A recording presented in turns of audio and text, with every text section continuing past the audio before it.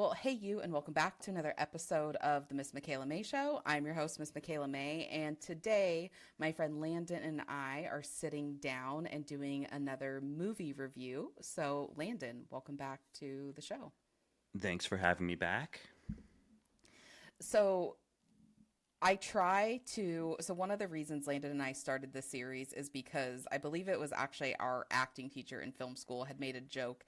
Maybe Sonora, our screenwriting teacher, might have made this joke as well, that I should have been kicked out of film school for my lack of movie watching. And the good Lord put Landon in charge of getting me caught up on movies and the rest of us as well. I think that's one of Landon's missions to complete on Earth, is to make sure the majority of the population see these iconic movies, for lack of a better term. And so we've been making our way through. We got through Star Wars, I think was like my first mission. And then let's see, what else have we done? The Mission Impossible series, Top Gun, Back to the Future.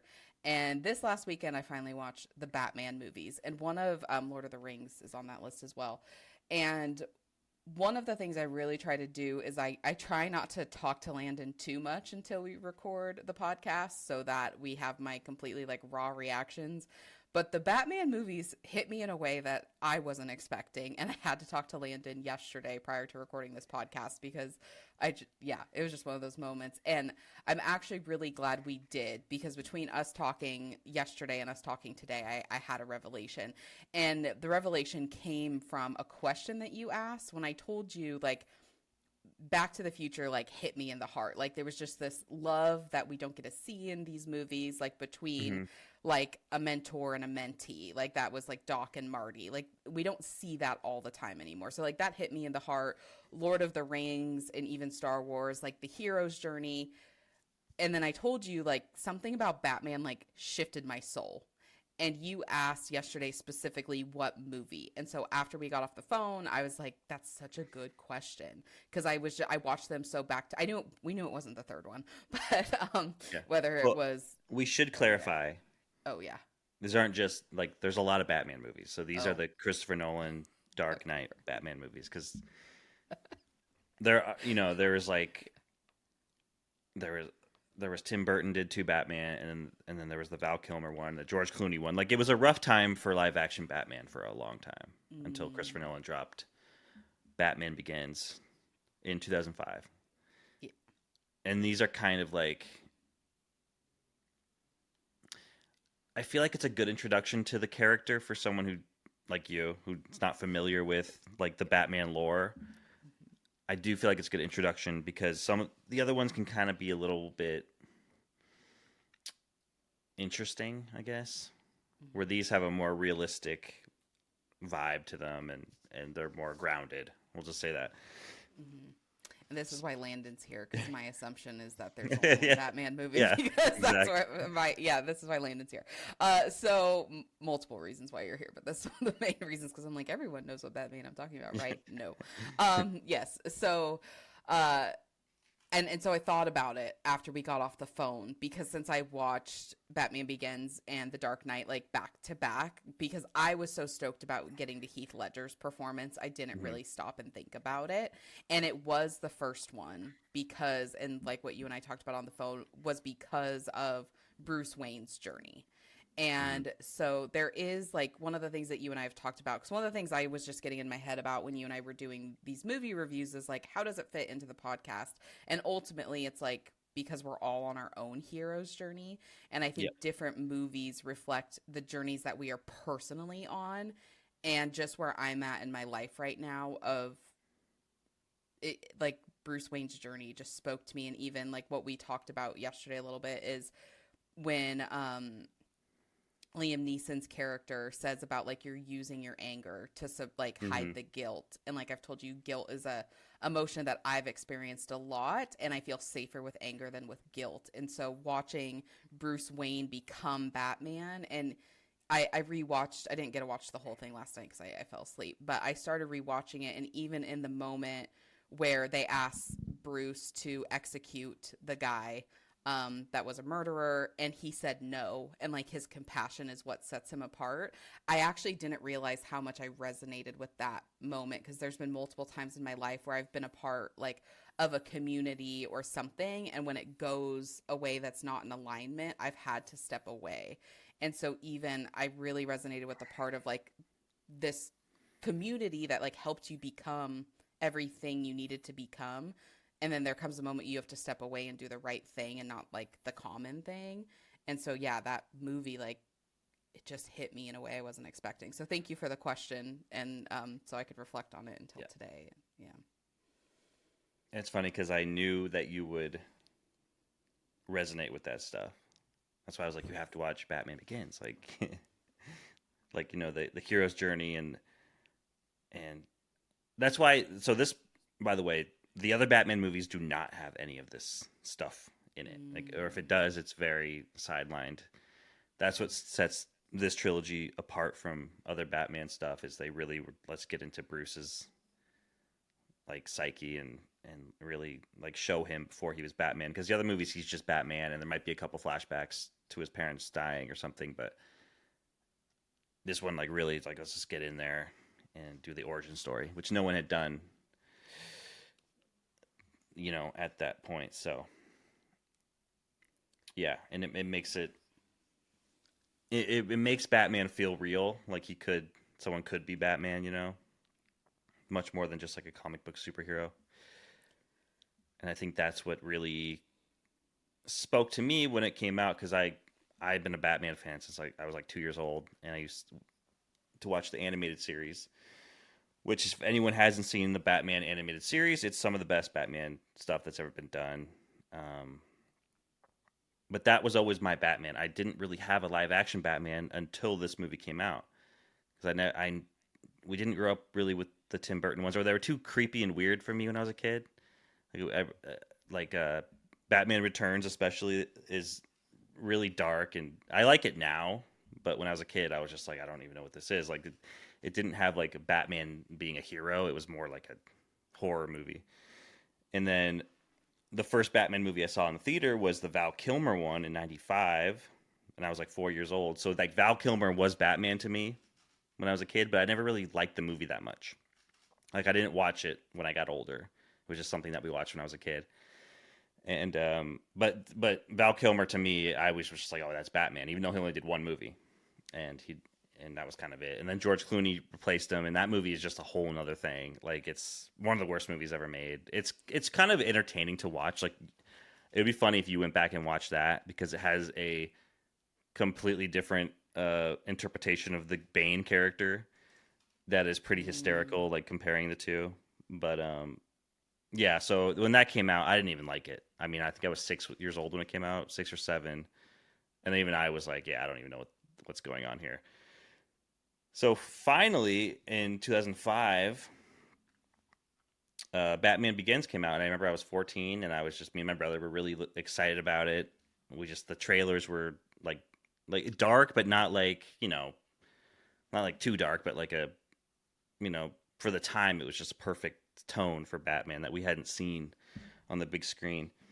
And then it came out, and we loved it. I mean, we saw it like 3 times in the theater. Christian Bale became my favorite actor. It was like Tom Cruise, Christian Bale. I don't know. I did a deep dive in all his previous work, which I was telling you on the phone is very interesting career, because he was so method and like just crazy when he was younger. He took all these dark kind of roles, and so for him to kind of become Batman and give a kind of tame performance and really like leaning into like the you know, what makes Bruce tick and everything. He kind of internalized his method for it, and I just thought he was a great Bruce Wayne and Batman, and easily the best that we've had in live action up to that point, or even now. And he got so big. I mean, he did a movie previous where, I don't know, I was gonna send you a picture. It's disturbing when you see it, because he was literally skin and bones. He looks like a you know, Holocaust survivor or victim, whatever you want to say. But he's that. His ribs are showing and everything, because he was playing this character that didn't sleep for a year and his body was deteriorating, and he actually did it for real. and I think he's a big guy. He's like 6'2", and he got down to like 100-something pounds. It's just crazy. And then he got the Batman job right after, and he bulked up to like 200 pounds. It's really crazy. I don't know how he did it. And yeah, so he became my like favorite actor for a while. He still is, but he's getting older now, and I don't think his roles are the movies he's in now aren't as good as what they were. But yeah, and then Christopher Nolan, the director, he was really on our radar, and I still follow everything he does, and he does a lot of big spectacle movies with IMAX cameras. That's like his whole thing. And they're just, he's really trying to keep movies like on film and in theaters. And sorry, I'm getting some static here. Do you hear anything? Mm-mm. Not at Okay, all. I'll ignore it. But yeah, so this movie for me in my like filmmaking journey, whatever you want to call it, it was one of those because we loved superhero movies in the 2000s. But when this one hit, there was like a superhero but cinema quality to it that really the two worlds kind of meshed, and it felt like you were watching a movie rather than like a superhero movie. And then it even pushed it even further with Dark Knight 3 years later, which we'll get into later in this episode. I love that you put it that way because I hadn't put words to that, but it really does feel like you're watching a movie and Yeah, not a superhero movie. Yeah. there was something just different about it, and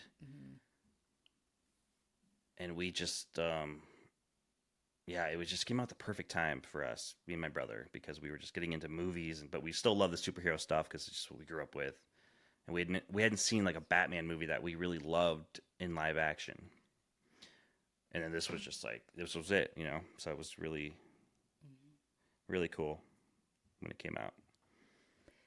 Do you have a favorite scene from Batman Begins?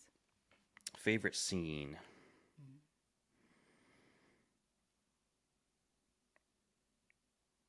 I do love like I guess when I think of the movie, obviously there's like the action stuff, but I think what really hits emotionally is when the house gets set on fire and the bad guys are closing in and everything, and they just have a little moment in the elevator with Alfred and Bruce, and then you're just like,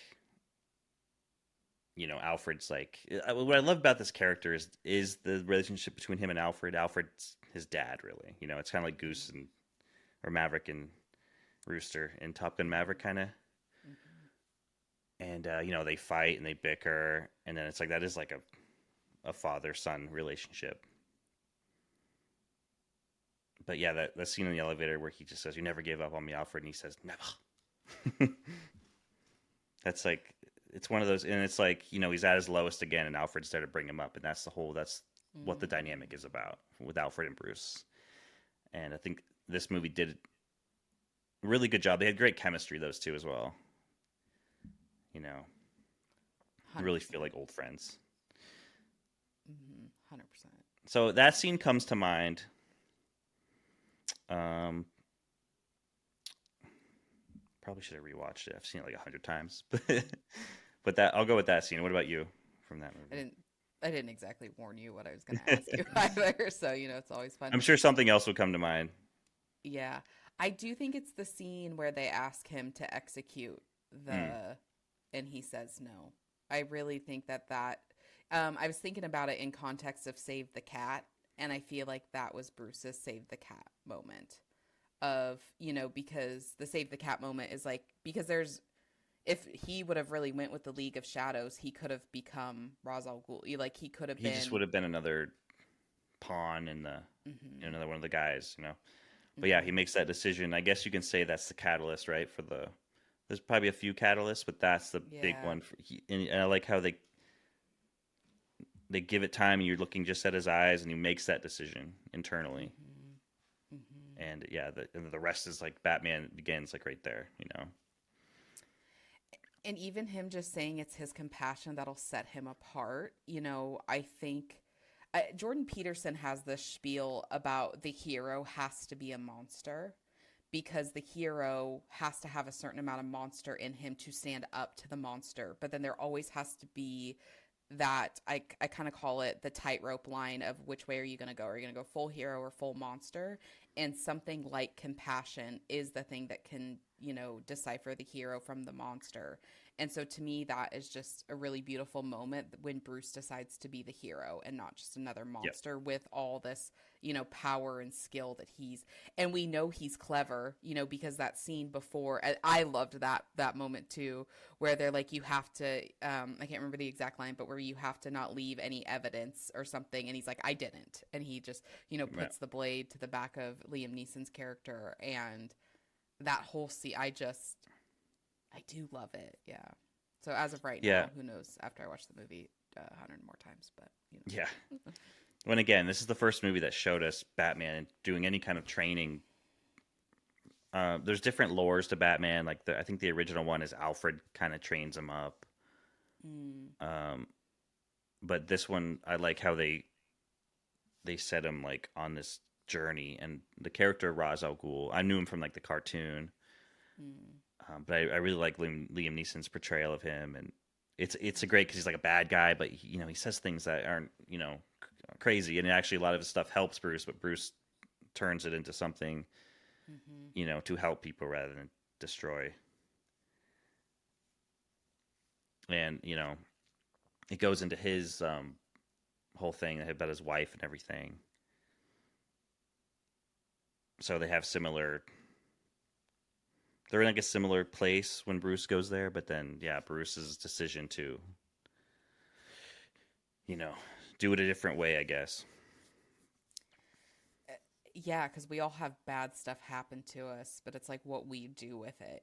Do we go towards Ra's al Ghul, Darth Vader, or do we go towards what Bruce did? And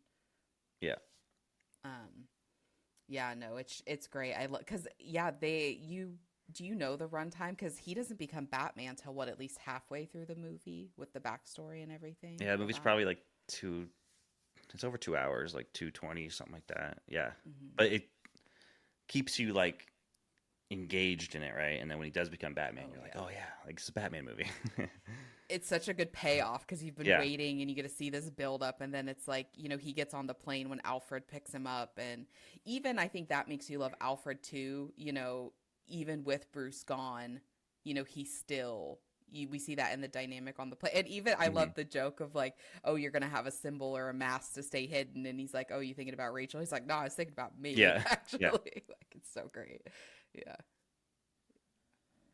Yeah. There's a lot of good stuff between Alfred and Bruce. They did that well. I feel like that's the one thing all these Batman movies get right is that relationship. And it's all a little bit different with the actors' portrayals, but it's really what makes Batman like a great character is that dynamic between those two. So I kind of want to mention there, I don't know if you've heard of this term, but in horse training, there's a term called green, and it's just a term meaning unexperienced. So if you have a green horse, you've started riding them, but they don't have the experience, and you wouldn't put someone that is inexperienced on a green horse because they're more unpredictable when they're quote unquote green. And so I just want to mention how green I was to Batman because I did not even know like I texted you. So I kind of assumed, okay, I'm just going to call myself out. One of the other series Landon we watched probably 6 months ago, maybe 7-8 months ago, was Spider-Man. I did not know, spoiler alert for anybody else who's like me and have been living under a rock, I didn't know Uncle Ben died. Like I was a little bit traumatized. I was texting Landon, I like paused the movie and was like, Landon, WTF, Uncle Ben? Like, because I didn't know, I always knew about Aunt May from Spider-Man. I had no idea there was an Uncle Ben. So when the movie introduced Uncle Ben, I'm like, I love this actor, I love this character, and then all of a sudden the SOB is just dead in the streets. And so I didn't know.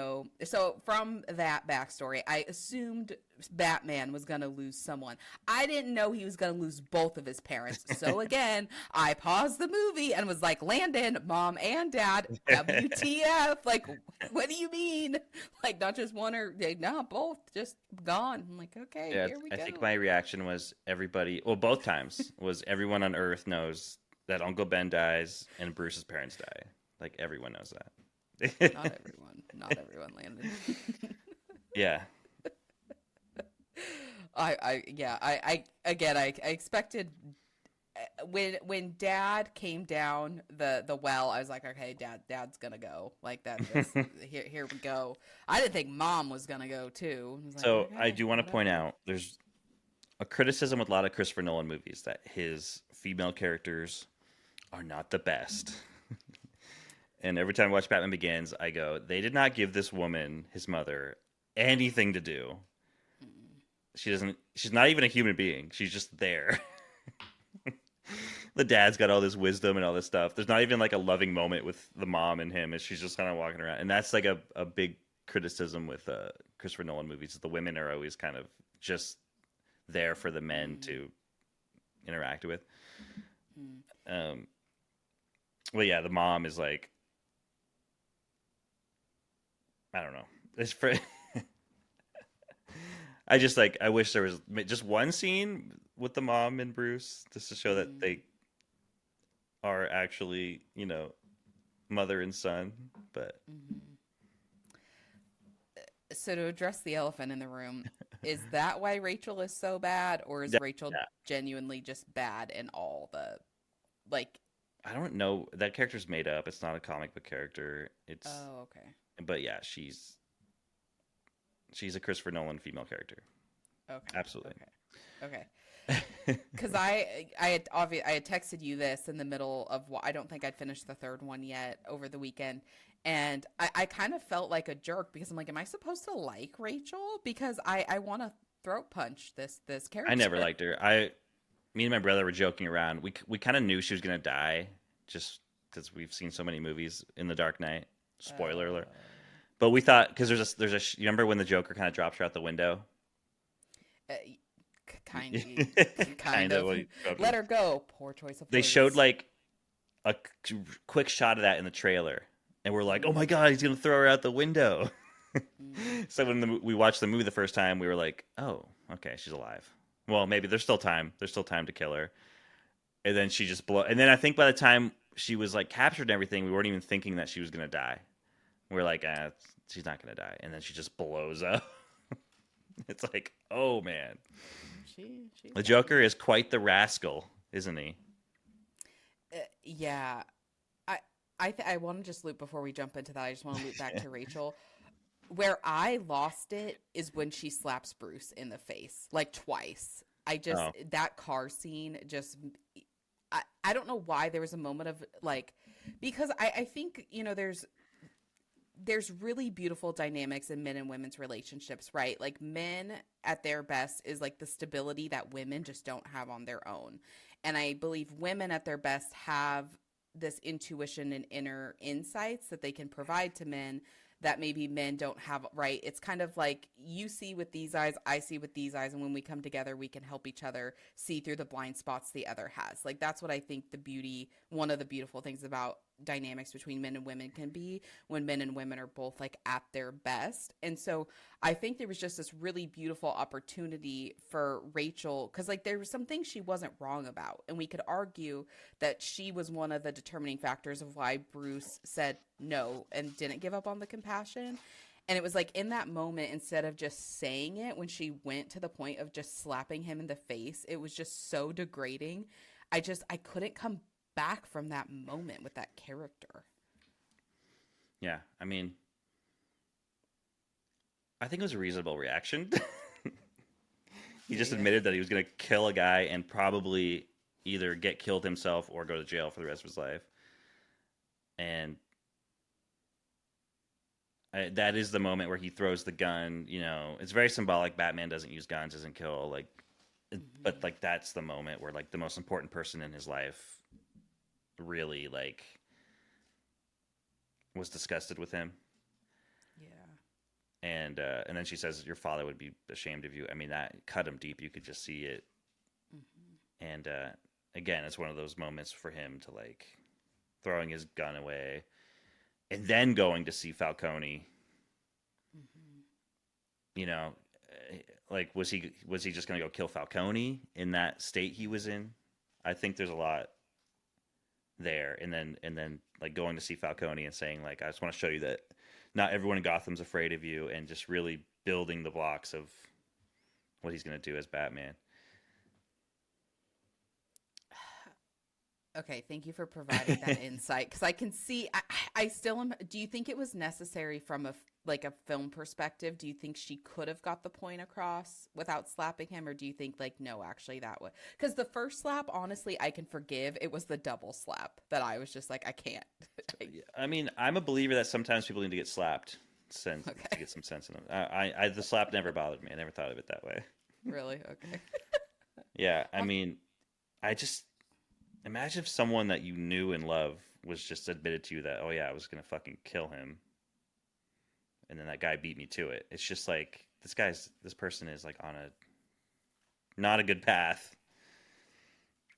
So yeah, that scene, I'll put that scene. I do love that scene too, like him throwing the gun, and like he could have made a huge mistake, that would have altered, and then he would have just been a bitter, crazy Arkham prisoner, or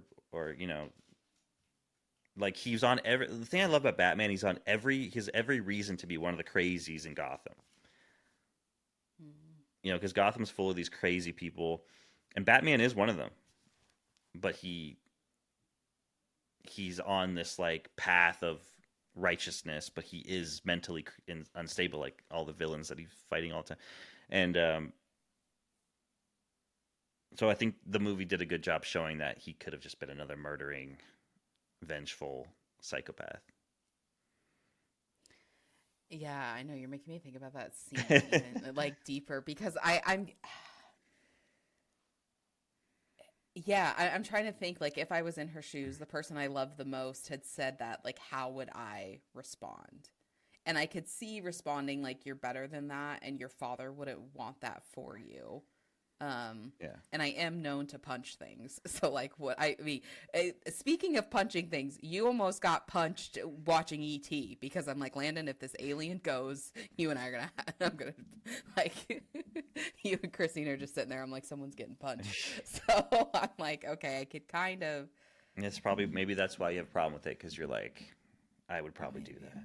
Maybe. And I don't like it. No, I think I never thought of it as being. I always thought it was a reasonable reaction, and he was just such a emo, like, when he comes back, he's moping around, and he's just not in a good place. And maybe I'd feel differently about it if I didn't feel like she was kind of playing him like a fiddle for the rest of it. Like, even. Yeah, you have all the reason to hate her in the second one. Absolutely. Yeah. Did you even realize it's a different actor? I did, because I kept, and I didn't know, I was going to ask you if they did this because then there's a cop in the second one that they're very similar. And the first time I watched, like, they're both brown hair, kind of similar facial angles. And I'm like, did they do that to kind of take away that it is a different actor? And so it's like, you're kind of confused enough to, the police officer I'm talking about. The female police officer. Yeah, they have like very. I don't remember her name, but they have very similar. Think? Yeah, I do. Like, just the first time watching it. Oh, I don't think they did it on purpose per se. I don't think they look the same. I think you're tripping. Oh, dude, one's like Hispanic. The other one's Maggie Gyllenhaal. Right? The girl cop. Ramirez. There's only one girl cop, I'm pretty sure. Yeah, the first time I watched it, I had to stop and. This is a fun Tom Cruise connection. So, Batman Begins came out that year, the Tom Cruise Katie Holmes year, 2005. Oh, okay. And we don't really know why she was recast, but there is a rumor. I don't know if it's true that Tom Cruise told her not to take it because he didn't want her career to advance. I don't think that's true. I think. And then she was in another movie around the same time. I don't know. Christopher Nolan was pressured to put her in it because she was in Dawson's Creek, and Warner Brothers produced Batman Begins, and they wanted to make her a movie star. Because she's not very good. There were so many better actors at the time. She was kind of a baffling. Everyone's great in the movie, and she's like kind of bad. I would say Maggie Gyllenhaal better actor, but the character's like sucks anyway, right? So I don't know. Katie Holmes always felt miscast though, and I think it was he didn't have a lot of control. He was like a new Hollywood director, and he got So I think it was kind of like, you're going to put Katie Holmes in this movie, and he's probably like, do I have a choice? Like I don't think he would pick her. Like, you know what I mean? You have all these great actors and Katie Holmes. Yeah. But it is what it is. Yeah. And who knows, when I watch it a couple of times, because when you're new, you're just like trying to keep track. And like for me, other than the main characters, I don't pick up on names. And so when I saw that one actress next to Gordon, I thought it was Rachel at first. And it took me a minute I think it was in the, I did. So, okay. Yeah. So I was like, because I genuinely you thought, also, like, you also is thought this intentional? I was talking about Snape when I mentioned. Yeah. So that might have been a just problem. That this might have just been I was telling Landon, like, prior to Thanksgiving break, we're filming this a couple days after Thanksgiving, 4 days, like after 5, 6, who knows, I don't even know, and I didn't realize like how tired I was from I just had a really crazy couple of weeks prior to Thanksgiving, and so I think I started watching them on Friday after Thanksgiving, and I proceeded to sleep like 12 to 14 hours a night and just like chilled the whole time. And so Landon had said, "Did you pick up that Gordon is Sirius Black?" And when I read your text, my brain went to Severus Snape for some. I'm like, that is not Snape, and I had to read his text like 3 times. I'm like, serious, Michaela, serious. And I was like, no, I still didn't pick up that was the same person. So yeah, it's there's probably a lot of people that don't realize, that don't know movies or whatever, that love Harry Potter and Batman, that are just like, because it's a different guy, Totally. It's a completely different guy. Yeah. Well, and I think like what you and I have talked about is, I feel like you're better at picking up the small details on the first watch of a movie than I am. Like the first watch that I have, I'm like, the story and the characters is what I'm tracking. And then if I just genuinely like the movie, if I'm picking up on editing and other things the first time on a watch, it's usually because the movie's bad. Hence Elvis. Like if I'm noticing like that stuff like that the first watch, it's probably not good. And so I just know that about myself. I'm not going to pick up on these small details usually till after the third, fourth watch, or you've pointed stuff out to me. Mm-hmm. But yeah, I still don't think I would have picked up that was Sirius Black, because it's just too, and the facial hair too. Mm-hmm. My sister and I were actually just talking about this. It's really fascinating to me, because women can kind of like cut their hair, dye their hair, and become like a totally different person. And I feel like it's the same for men with facial hair. Like a man can look like totally different man with different facial hair. So, but just his cadence and the way he talks is, like I said, Gary Oldman's another actor who was completely insane when he was younger and always played these crazy, screaming maniacs, and then to go to Gordon and just be like a calm, chill guy. It's crazy. People probably don't realize it's him. Because you were saying like he plays more characters like Sirius when Sirius is like crazy from Azkaban, right? Yeah. And he was getting kind of typecast in those roles. So I was telling you that Nolan approached him to play Ra's al Ghul, and he was just like, "Let me take a look at some other characters. I'm tired of playing villains, So and he picked Gordon. I think it worked out. I do too. So I was thinking about that yesterday after we talked as well, about why I feel like I have a soft spot for Gordon as much as I do. And again, with like, I think movies being just a really great way for like self-discovery and kind of self-insight, is like, why do you like one character more than the other? And I love the dynamic between Alfred and Bruce, but there was something about the dynamic between Batman and Gordon. Another thing, the Batman thing is his relationship with Gordon and Alfred, because it's Alfred and Bruce, and then it's Batman and Gordon. Like Gordon doesn't know who he's Bruce Wayne. He's just dealing with this guy that's insane, probably, but like seems to be. Like that's why they did a good job in this movie with Gordon being the outsider with the corruption, and just like trusting this guy in the bat suit too. Like that's just one of the great classic Batman things. Mm-hmm. Yeah, and what I realized is because Alfred has a different concern for Bruce than Gordon does. Yeah. Because Gordon's primate is get the city safe, where, Alfred is like, it's Bruce, Yeah. as his son, for lack of a better term. And I realized, like, that moment, what you said about Bruce never giving up on Gordon, or on Alfred never giving up on Mm-hmm. Bruce.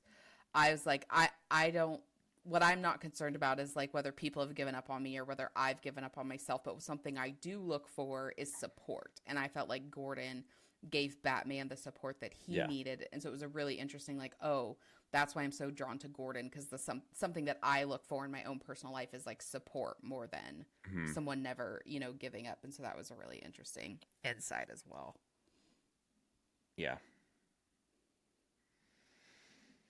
Well, do you want to move on to Dark Knight? I was gonna, if you weren't gonna say it, I was gonna say it. So, yeah. Heath Yeah, Ledger, so man. The Dark Knight is a movie I'm completely obsessed with. I've been obsessed with it since it came out in 2008. And I was thinking about it today. Not only is it a great movie and it's Batman and all that stuff, but it came out in a time in my life. I just graduated high school. I was, going to be 18. It's that weird cross, like when anyone who's an adult, just think about that time in your life. It's such a weird time, mental state, everything. You're like changing to an adult. You're like still a kid. You're like, it's just crazy. And I'd been following the production because that's what I do for The Dark Knight. It probably got announced in like 06. It was probably started production in 07. And this is the early days of YouTube. And they were shooting all around Chicago, and people would take these really crappy like cell phone videos and like post them on YouTube. Of like, one of them was the big hospital explosion. So I like, go on YouTube. What's this? It's sometime in 07. Hospital explodes. The Dark Knight's gonna be crazy. That's a cool explosion, And so the hype was unbelievable. The only previous hype I could say would be Spider-Man 3, which we got disappointed by previous year. But the hype for The Dark Knight was just something. And then in February of 08, we find out that Heath Ledger passed when the movie was already shot, but it was in post-production. And that was just such a, like, I think everybody remembers where they were. Everyone I talked to remembers where they were when that happened. It was such a, and it's not even like, it's like Heath Ledger was big enough, everyone knew who he was, but he was about to be like one of the big ones, with this movie and this performance. And it was just, we were all so excited to see what he brought, because just what we saw from the previews and the pictures looked insane. And then him dying, everybody was like going to work, and it was just, everyone was talking about it. And it's not like, it was just very weird. And then, so that time from February to July, there was like this weird stillness to the like release of the movie. There was something in the air, but we were so like, everyone was excited about it, and it just added fuel to, I think, people that would maybe not cared so much about the sequel to the Batman Begins got interested in the movie. So that's why that's one reason why it was so successful. But we were actually in Canada on our visiting family when it came out, and me and my brother and our cousin Evan went to see it. And I was so hyped for this movie that I didn't even know how to process the movie. And I kind of left not disappointed, but underwhelmed, because I don't know what I wanted from this thing. So then we went to see it again, and it started to come in. I remember I was like, the finale was so like, that was it, really? Like, construction site, like that was, and then you see it again, you see it a third time, see it a fourth time, see it a fifth time, and all the juices start marinating about like what the bigger themes of the movie were, and it just became an instant classic, and I just couldn't get enough of it, and to this day I'm still obsessed with it completely. So yeah, that's that's kind of my experience with The Dark Knight. But now I have this nostalgia, like similar with Lord of the Rings. I loved the movies when they came out, but now I have this nostalgia and just that time in my life and being young, and it's just crazy that it's going to be 20 years, like in 3 years. It's just, I'm having a problem with that. Because it's one thing when a movie that comes out when you're 11 turns 20. Yeah. But when one comes out when you're 17 turns 20, then you're like really in trouble. we won't do math Because I still live in that world I was in when that movie was like in the air. And I told you about it was like November, December 2007. I Am Legend with Will Smith came out, and before, if you saw the movie in IMAX, they had the whole prologue, the bank heist sequence from Dark Knight. They played that before the movie, and it was unbelievable. I mean, we were just like buzzing from this. It was like it just so I guess I can get into it. This is Dark Knight's the first like narrative Hollywood movie to use IMAX cameras to shoot some of it with. Where IMAX was developed, I think, and I want to say in like the 70s. I could be wrong. Maybe it was earlier than that. Maybe it was later. I don't know. But it was basically 70 millimeter film that goes into the camera. It's like if you have this big piece of 70 millimeter. Oh my god, I think I have one here somewhere. Maybe. Oh, I do. I have a film cell from Interstellar that is a piece of IMAX film. Oh, wow. So a 35 millimeter film is probably maybe like this big in comparison. So 70 millimeter typically would run this way. And then they flipped it and you get this huge picture. Oh, wow. Sorry if it's kind of glary. I think that's a good spot, yeah. So this is just an example of how big the film is. I don't have a 35. Oh, actually, so I don't have a 35 to compare it, but I do have some regular 70 millimeter to compare from the movie Tenet. Another Christopher Nolan movie. So this that's regular 70 millimeter, and this is IMAX 70 millimeter. Oh, wow. So 35 is even smaller than this. That's cool to see. So when you look at this projected, now it's different now because everyone's so ingrained with digital projection. I don't think people like understand or care. But like I grew up with 35 millimeter in movie theaters, and it had a look. You were used to it. It's kind of like a fuzzy. It's what the movies looked like back then. And I was always fascinated by it. I would see the spots and everything, and I was always looking at the projection because I was obsessed with it. I was like, always a nerd about this stuff. So when this movie comes out and they go, oh, we're shooting on these IMAX cameras, and then there's going to be sequences where like the picture will expand up, and it was just stunning. I mean, it would never see anything like that. Now movies do it kind of all the time, so it's not as special, but it was just the clarity and everything just gets, even on the 4K disc, you can tell when the IMAX scenes show up. It's just cool. Yeah.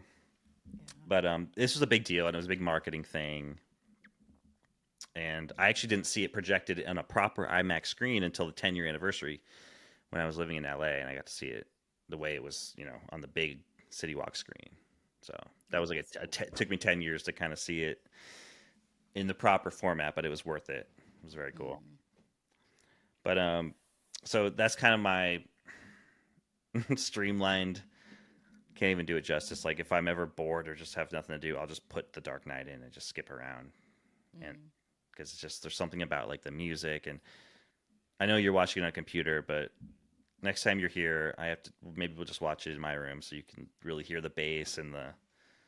This movie had the most like intense bass in the IMAX. Your chest is literally pounding, and it just adds to it. It's just a whole nother aspect of it.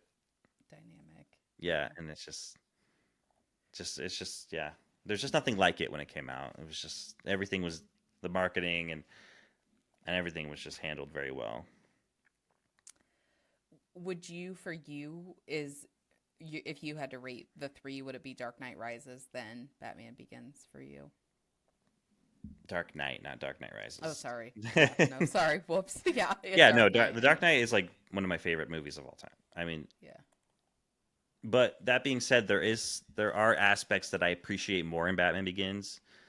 Like I was telling you, The Dark Knight, the way it deals with Gotham as a city is kind of lame. Like it's just Chicago. They didn't do any set dressing to try to make it's kind of. This one's more about the corruption within Gotham, whereas Batman Begins shows you like the Narrows. I don't even know where the Narrows are in Dark Knight. They don't show them at all. But So sometimes I appreciate the cinematography of Batman Begins a little bit more. It's a little bit more moody. Where the Dark Knight was like, because they were using IMAX, they kind of just shot Chicago, you know, and it's a different feel to it. I like both of them, you know, and then they kind of tried to merge them a little bit in the last one, but the Dark Knight just as a movie is one of my favorite movies. I just love it. But you know, I knew you would like Batman Begins the most because of the Bruce Wayne character stuff. He's kind of sidelined in the second one, and it's more about the city of Gotham dealing with this murderous clown, you know. And then there's kind of little things that deal with Bruce. Like I like the line that Bruce has where he says, like, I see now what I have to become to stop men like this. And then it's going back to, like, you know, his dilemma in the first movie about, you know, because, like, he could just kill the Joker and, like, end it all, right? Like, but that goes against his whole thing. And that's always been the dynamic between those two characters, is, like, in the cartoon and the movies, the Joker's always just doing stuff, and it's like, dude, just kill him, please. Like, and it'll all stop, but it's not, you know. And the Joker knows that about him, and then he kind of uses it against him. Mm-hmm. Yeah, and I think now that's probably one of the other things that I have is, you know, because in the first one, he's becoming Batman, but then, you know, he's really trying to hang up his cape and have Harvey take over in the second, in a way, you know, so that's probably... That's the one thing about this trilogy that maybe I don't love, is that it makes it unique to this version of Batman, but, like, he's trying to, like, get out, and it's like, you just started, like... Mm-hmm. You know, there's comics where Batman's been Batman for, like, decades, and he's old and grizzled, and this Batman's like, I'm been in it, but he's trying to save the city, and yeah, and he wants a normal life. And he sees Harvey as the guy that could do it without running around at night in a mask. He could just do it, you know. And that's what makes this movie so great, is just the Joker's just there to mess it all up, you know. Mm-hmm. In the backstory, where did the Joker come from? Was he like a member, or do we not really know? Was he a member? Or like a local, I guess, or did he come into the city, or... You mean in general, or in the movie, in this movie specifically? Both, I guess. Well, this movie, they went the route, they didn't want to tell us anything about the Joker, which makes it mysterious and cool. Yeah. The Tim Burton Batman movie, they made the Joker the guy who killed Bruce's parents. He becomes Joker later. I don't know. No one likes that. That's a stupid origin. Yeah. I don't know if I don't think the original comics had an origin. I think they might have done series later that different writers had origins for the Joker, but it's kind of always better when he's just, like, not explained. And in this one, I like, you know, he has the scars on his face, and he tells people different, like, lies about how it happened. So you're just like, you can't trust anything this guy says. Like, he's completely crazy. Mm-hmm. And I do love, you know, it's kind of building up that Batman needs to kill the Joker, and the Joker wants that to happen. He's, like, that obsessed with breaking this character, or this guy. And at the end, when he's got him, and he's about to watch the boats explode, and the Joker's, you know, got the cage on him, and he's got him down, and he says, and he goes like, "Oh, it's a funny world we live in." And he goes, "Oh, you know how I got these scars?" Speaking of, and then he goes, "No, but I know how you got these." And he shoots him out, and he throws him over, and it's that moment. It's like he's laughing because in his mind he's like, "I won. I got him to kill me." And then he shoots him and he pulls him back up. That's great. What I find really interesting, because I think there is people. There's a guy that I know, and it really.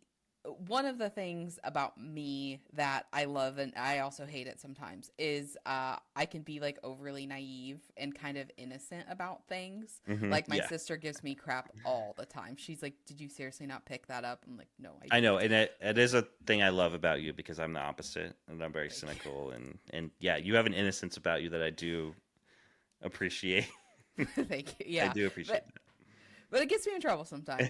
And but what bothers me is there are people that don't love and respect that, right? Like, and that's what I really appreciate about you and your wife Christina is like, Hmm. you guys know there's just certain movies that would kind of rob me of that I innocence. know You're there's like, so just many don't do movies I'm like, oh, I want you to see Christian Bale in a crazy role, but I'm also like, I don't have the heart to put her through that, it. Right? so I Yeah, don't want her to see it. I appreciate that. Yeah, Yeah, and so one of my we're not really friends now, we're more acquaintances, but her husband got really drunk one night and he's like, we're gonna break you, like we're going to like get you over to the dark side, because I don't really drink, I don't, and there's certain like, you and I have talked about it, but I did drink for a while because I wanted to make sure me choosing not to drink came from a balanced yeah, place and not from like but it's like, I like that about me. And so that when he said that, I'm like, you actually might be not a good person. Like, I'm yeah. really hesitant to say people are good or bad, but after he said that, I'm like, your corruption might be past the point of rescue. And I very, very rarely say that. Like, I can't remember if I told you about this or not, but I don't I was think you doing, did.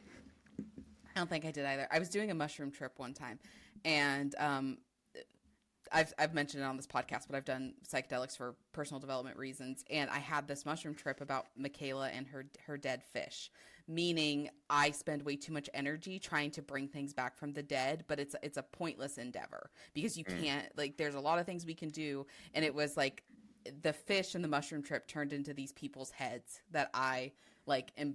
There's a part of me that just wants to save their souls when it's like I'd be better just not, and I kind of felt that way about this, my friend's husband, about like, Right. he's probably a dead fish and I just need to walk away. And what's interesting is like, that's what I think is so evil about the Joker, is like his goal was to turn Harvey into, like, he kind of reminds me of my friend's husband in a way of Yeah. like to Well, get the innocent to turn. yeah. The great line is, Yeah. "Some men just want to watch the world burn."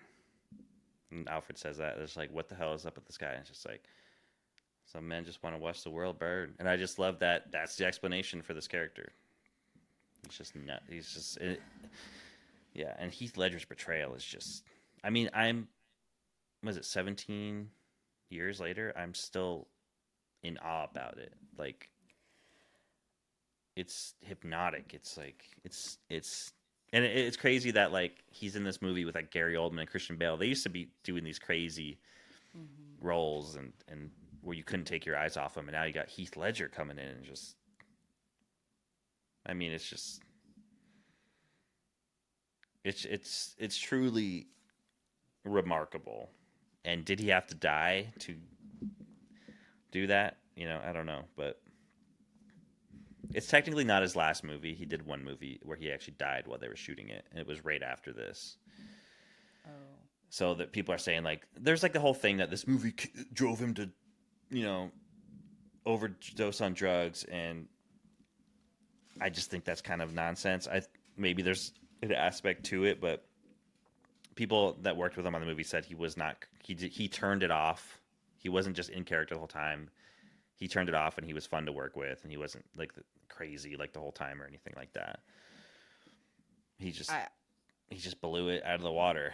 It's like it's one of those casting choices you would never think, like Heath Ledger is the Joker. What? Like back in, when it was announced in maybe late 06, 07, everyone's like, what? Everyone was like freaking out.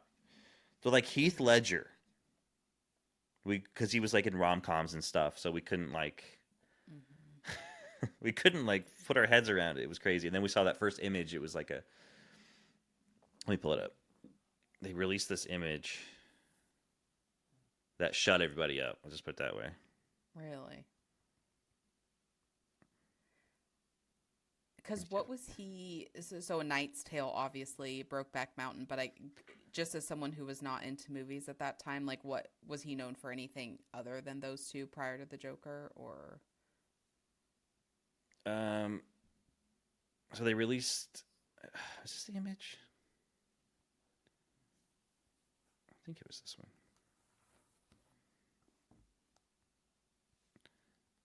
They dropped this on us. Whoa! This was like when they officially like got the makeup and everything. That's insane. And everyone's like, okay, see how this Yeah. goes. And then they released a teaser trailer at the end of '07. It wasn't any footage. It was just like the bat symbol, and it was like breaking, and you just heard dialogue from the movie, and we heard his laugh for the first time, and everyone was like, this is gonna be incredible. I saw that actually. Did you? I do remember the preview for that. Yeah, because especially me at that age, I was like, too scary, gotta go. Yeah, no, because Yeah. like I'll never forget. I was in a movie with like friends of mine. We were still in, it was '07, so we were still in high school. And you just heard like all these lines, and then you just heard they ended it with him laughing, and everyone's like, "That's Heath Ledger." It was crazy. The marketing was so good in this movie; like it'll never be topped. Yeah. Thank you for bringing that up, because that might be one of the things that I guess haunts me in the world, is that there are people, like, I think we've talked about it on the show before, but one of the questions that has kind of haunted me my whole life, I guess, is how did the boy become the man? How does the girl become the woman? And, because I don't think any of us want to believe that a child is born corrupt. Like when we see babies and we see children, none of us want to believe that. But then obviously you have people that become the Joker, for lack of a better terms. And I think that's probably one of the things that bothered me about this movie on a subconscious level that you just put into words, is that there are men that just want to watch the world burn, or women that just want to watch the world burn. And that bothers me. I don't believe anyone's born evil. I'm sure he has a messed up backstory, but it would just ruin it to show it's that. Now, Warner Brothers did make a movie about the Joker's origin story, but it wasn't. And originally they wanted to, I think, make it this Joker's origin story, and luckily they decided to make it a different Joker with Joaquin Phoenix, and it's a good movie. It's rough though. I don't think you would enjoy it too much, because it's not, a Joker origin story is not going to be a fun time. But yeah, like who knows? That's the thing, is we don't know, and that's what's great about it. And I love, I did love how Alfred said that, and then he literally burned the money that they were after, and so it was a point. He was doing this just to watch the world burn. It was never about the money. It was never about, no, it's a great character. I mean, the performance, just because I knew Heath Ledger from A Knight's Tale, so I'm like, I want to see this guy come do this, Yeah, we grew up with A Knight's Tale, and Christina liked that 10 Things I Hate About You, where he's just like, it's like a teen movie. I haven't watched. No, he's like the bad boy guy with long hair. No, I've seen, when you said the 10, I've seen How to Lose a Guy in 10 Days, but that's Hudson and different movie. Yeah, different. The 10 Things I Hate About You, I think it's a red. I can see the movie poster in my head, but I haven't actually. Well, I'll watch it. I mean, I'll watch it. Whatever. We all need a corny chick flick to watch every now and again. But it's based on a Shakespeare. I forget which one. But Christina would know. But we wouldn't know. I've only seen that movie multiple times because of her. So. Yeah, I don't. So it's interesting that because I read some stuff. I don't think it's the character that got him either. I really don't. And I don't know why. I just was reading some stuff, and I think what you said when they said he could turn the character on and off, like when he saying how he was acting on set, I'm like, I really don't think it was the character that drove him. No, I think it's the way he was choosing to take these parts and to live in them. Mess with his, and he had sleeping problems, all this stuff. But yeah, I think it's ridiculous that this character in particular was like the thing that killed him. I always think it's more the thing, that's broken within, as far as like someone who will take a role that seriously more than likely has a wound of not being good enough. Right. And so they take it to the extreme of like, how do I prove that I'm good enough? And I more think that's what takes somebody out than what they're actually doing. Right. It's that wound within of like, I have to prove I'm good enough for this role. So I'm going to like, they said he locked himself in a hotel room and journaled as the Joker. And he had a journal, but he completed the journal and he went on to a different movie. I mean, you know. Yeah. I think selfishly, I hate to admit this, but when I found out he died, I think I was like, did they finish shooting? Did they finish the movie? Because, like, I was like looking at, because it's like so many movies, like, oh, he died, but we need one more, like Philip Seymour Hoffman in The Hunger Games. Mm-hmm. He died before they shot, and there's like a CG of him, like, CG'd his mouth smiling, and you just know it's bullshit, you know? Well, and unselfishly, that's arguably the best way to honor their life, though, because like this was their life's work, right? And Yeah. so for him to do this character and not finish would have been a dishonor to his legacy. So Yeah, well, there's the a movie selfish, he but died during, it was called, what the hell is it called? The Imaginarium of Dr. Parnassus. And it's from a guy called Terry Gilliam, who was one of the Monty Python guys. okay. Do you know who that is? I mean, I've heard the term Monty Python, but I can't put like an image to it. Anyway, Terry Gilliam's a very interesting director. I like a lot of his movies, but he's kind of cursed, and this kind of shit happened to him a lot in this movie. So he's like, they shot all the live action stuff with Ledger, and then there was like a thing they go through, and it's like a dream world. They didn't shoot any like that stuff with Ledger. He died before they did. So they were like, are we going to have to throw this movie away? Like, what are we going to do? So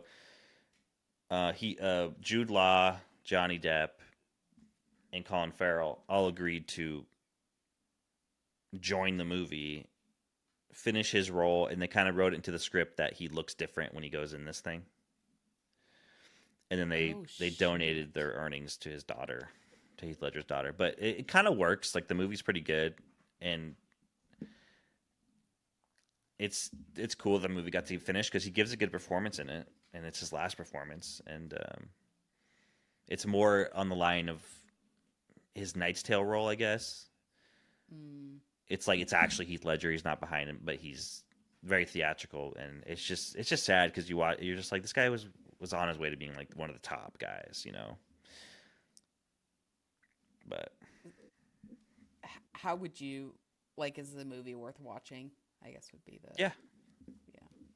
I it's a kind of whimsical movie.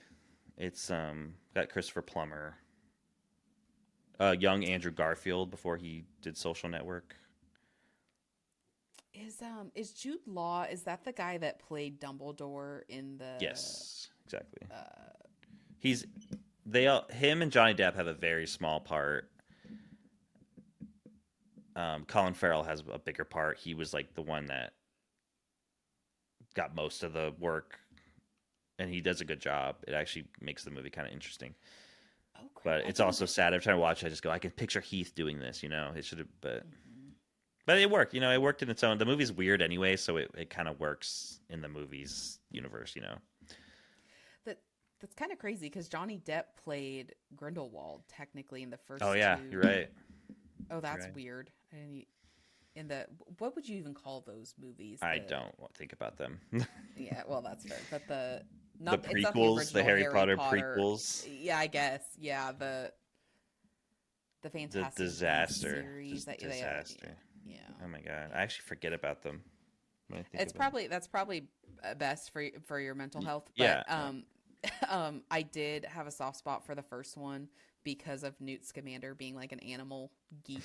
So I did kind of like, like the him going into the suitcase and having this zoo in the suitcase. Like, there was a part of me that's like, man, if magic was real, that's probably what I would do with it. I'd probably have a suitcase where I could go in with my zoo animals and just like chill. But that's interesting that they both did. That's yeah, you're right. They both played that character because Colin Farrell was a front. He wasn't like a real guy. He was Grindelwald in disguise. Interesting. Yeah. No, yeah. I think we made that. Me and Christina probably made that connection before, but I forgot all about it because I don't watch those movies that much, or ever. I've seen them one time. It's just cool that like it made me emotional when you were talking about that they donated everything to his daughter. Like, that's just the Yeah, they did it beautiful for side of Heath, Hollywood, and it's worth watching, especially just for Heath Ledger's last performance. Yeah. It's a cool movie. I like it. But I get Terry Gilliam's not for everyone, but it is a good movie. I think you'll get something out of it. The other thing that's interesting that you said quite a while ago now, but I remember and I wasn't into movies at the time, but I told And you you were like 12 or 11? I guess you were like 12. Yeah, I would have been 12 or 13, because what I told you, like, I really, really remember was we were at our volleyball regionals tournament when the People magazine came out, and it was like all the moms, like it's Yeah. an image very ingrained in my We brain, like didn't all the moms with their back. This was People '07, magazine. so this was no, sorry, February of '08. So no one, only a few people had iPhones, and I don't know how much information was. So we were still very much in the magazine or saw it. I mean, it was even before. It was before the Facebook boom. I think the big Facebook boom was '09.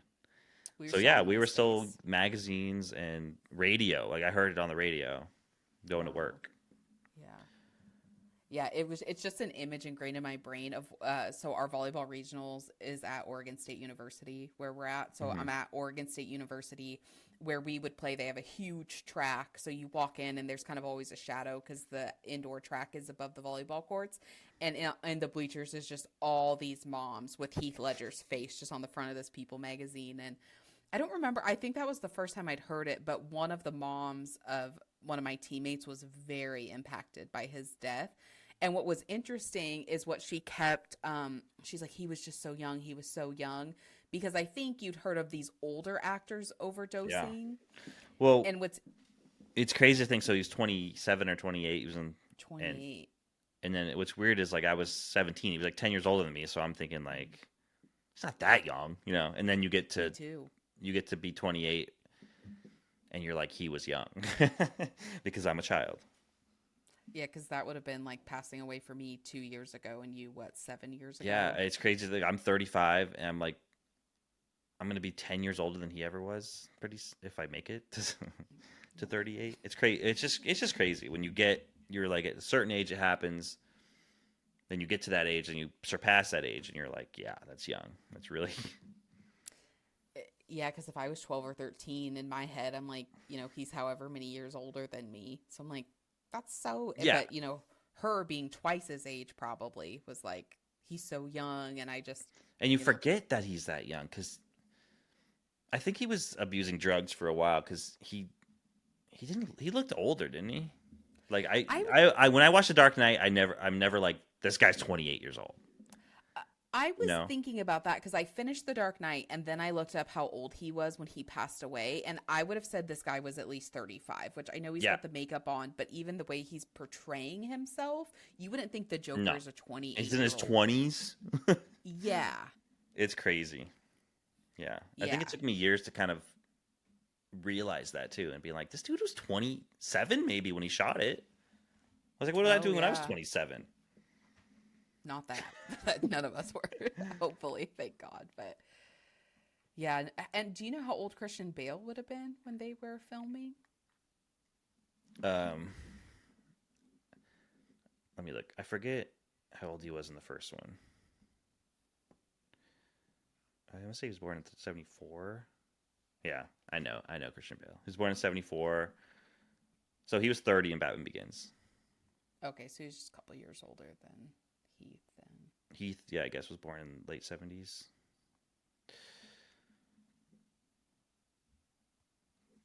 Yeah. That's crazy. Yeah, no, it's crazy.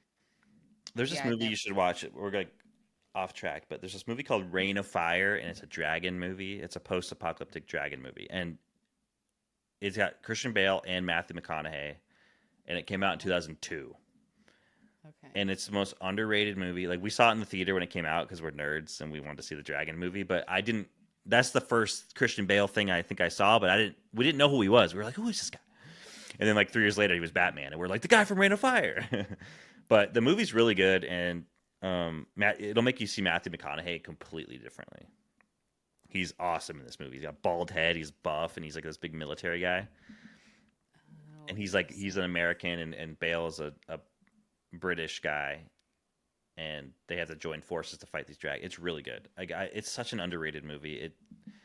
It breaks my heart that it didn't do well when it came out, and there's still people that don't know about it because it's really good. And it kind of gave us Christian Bale. Like, I know he'd been around since he was a kid, but it was like a Hollywood movie that he was like, and he's good. And you see his natural accent or something close to it, but you can see like his leadership qualities that I'm sure was something Christopher Nolan was looking at when he was considering him for Batman. It's a cool movie. You know what we should do before we get back on track? We won't do it today, but we should do a video of like 10 underrated movies that people should go like. Yeah, Rain of Fire's on there. And yeah. Well, Collateral's kind of like a lot of people know Collateral, but I feel like Rain of Fire is one of those that it's rare to find someone that's seen it. Collateral kind of it didn't do like that great at the box office, but it's still people know Collateral. Oh, I got a side note, and then Landon and I are actually going to get back on track. But so speaking of random movies, because I remember I had sent my friend a list of movies that you'd sent me that I needed to watch, and he was like, no one talks about Sling Blade or whatever. And so I was thinking about it, and then I found out last night that for my sister's wedding, I will be walking down with Sling Blade. The guy? Yeah, do you remember the guy that you met when you were, and you're like, he reminds me of Dwight Yoakam from Sling Blade or whatever. So Dwight Yoakam. That's how I get to walk down the aisle with for my sister's wedding. Like, oh boy, this will be fun. But to get back to Batman, do you have anything else you want to say on Dark Knight Rise or Dark Knight before we segue into your favorite one of them all? Well, The Dark Knight, I mean, it's just such an epic ending, right? And one that you don't expect. Yeah. Dark Knight taking the fall for Harvey, so his good self could, resonate, and he could still be the hero of the city. Yeah, it's like the perfect sacrifice for Batman to make. I think where the trilogy it kind of falls apart is this. It should have happened in the third one. And then it also that makes me not like the third one because they had to like do that again, but in a different way. And it's kind of like, we just saw this, like you already did this. But yeah, The Dark Knight is just the best. I mean, it's just there's something about it. Do you agree? I definitely, just because of the character stuff, would put Batman Begins, Mm-hmm. but I first in my like little rating. But I can't imagine watching Batman Begins without. Yeah, they go together really good. It's like Spider-Man and Spider-Man 2. Those two movies are one movie essentially. Yeah, and there's something about The Dark Knight that I agree. There's just something about it that we hadn't.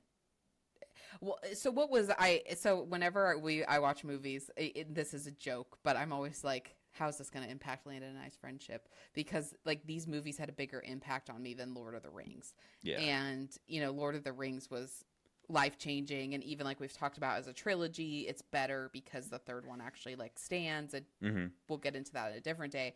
But yeah, there was something about both of these movies that just, like I said at the beginning, just impacted me on like a soul level, which was very interesting for me. But yeah, it's like I said, because of the story stuff, I'd put Batman Begins first, but The Dark Knight itself, and with the performances and just the story, and I mean, these movies are and even like I love having I'm not as great speaking of that, the Lucius Fox character, the more I watch these superhero movies, I'm like, it's so funny what Brad Bird writing The Incredibles, because even Lucius Fox from Batman, but then Lucius from I'm like, you took Morgan Freeman's characters and just put it in The Incredibles or something. I don't know if Lucius was a character in. Lucius is from the comics, and actually, Incredibles is before Batman Begins. So, but he probably. I don't know. Did he? He probably did. Yeah. I mean, that's not a very common name, right? Unless I'm just.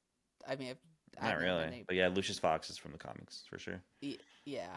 And I just thought that was funny. But anyway, yeah, yeah, no, I agree. And It's a great movie. As time goes by, like I said, like there's certain things about Batman Begins I appreciate more. Mm-hmm. Oh, fly in your head. I know. I'm like I have a. But the Dark Knight, just because I was there, man. I don't know. I just live in that hype all the time. And the opening scene from the Dark Knight, it's so good. You can't beat it. I mean, even just the visual of, because like I didn't know this, not just again not watching the movies, and I didn't put two and two together because I genuinely didn't think the Joker would be a part of the bank robbery. And so having him stand there with the mask in his hand, but we're just seeing the backside of him, and then obviously when the bus comes in, it gets revealed that that is the Joker. I mean, that opening scene just had me on the edge of my seat of, and them talking about the Joker and keeping the mystery. But then we got the Joker card at the end of Batman Begins, so it's like we know it's coming. No, it. Yeah, and when they did the Joker card in the end of Batman Begins, I think they were like they didn't know where the story was going. They just did that. Mm-hmm. I mean, I'm sure they were like, because Joker hadn't been in a live. Now Joker's been like in so many things since The Dark Knight came out, but before that, it was just the Jack Nicholson Joker that was in like a live action thing. So, so it was like, oh my god, like we're gonna see the Joker again, like a different take on the Joker. It was crazy, and we had 3 years. We had to wait for that for 3 years. When we saw it in the theater, you got to go to the next one. That's the one thing I enjoy about being so late to the party is I don't like have to wait to like I can finish it and I don't have this 3-year time gap of, oh my gosh, what's gonna happen. So I do appreciate that. But oh yeah, this is my background, by the way. Right now, yeah. That poster, when that poster came out, that was cool. Poster is, no. It's still just hard to. It's hard for me to wrap my brain around that is Heath Ledger. Like it. Oh really, yeah, I think that's what when we watch it, we're just like, this is not Heath Ledger. Like, it is, but it isn't. Even the scene, where he goes into Bruce Wayne's, I think it would be the penthouse or whatever, and he grabs the olive and is just like chewing it as he's walking around. I'm just like that. It's just like such a small, subtle detail. Yeah. But even just like, well, his whole body is like the way he carries himself is different than how he actually carries himself and everything like that. Well, and even when every time he's caught, like, when Gordon, he's like, I just need a little more time. Like, it's not rattle. I mean, that's what almost makes him the psychopath, right? Is he's never rattled. And, like, the clapping in the jail. I mean, just there's so many small details. I'm like, oh, my gosh. Like, oh, yeah. It's next level stuff. Mm-hmm. Yeah. So, shall we... Okay, before we talk about what we don't like about the movie, I think we should say something we do appreciate about The Dark Knight Rises. Yeah, the good stuff about The Dark Knight Rises is there was more IMAX footage. More of the movie was shot in IMAX cameras.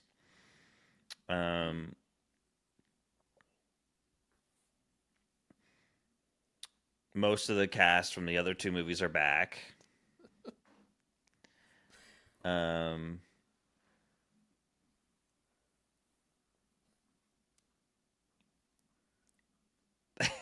Something about the story. You can find one thing.